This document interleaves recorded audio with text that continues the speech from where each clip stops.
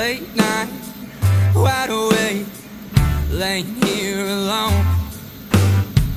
1 o'clock on the dial when I call and she ain't picking up her phone. Well, a couple hours later, get a call from her saying that she'll be home in the morning. Says she's staying with some friends for the night and she's alright, but drank way too much to drive home. I should've known better.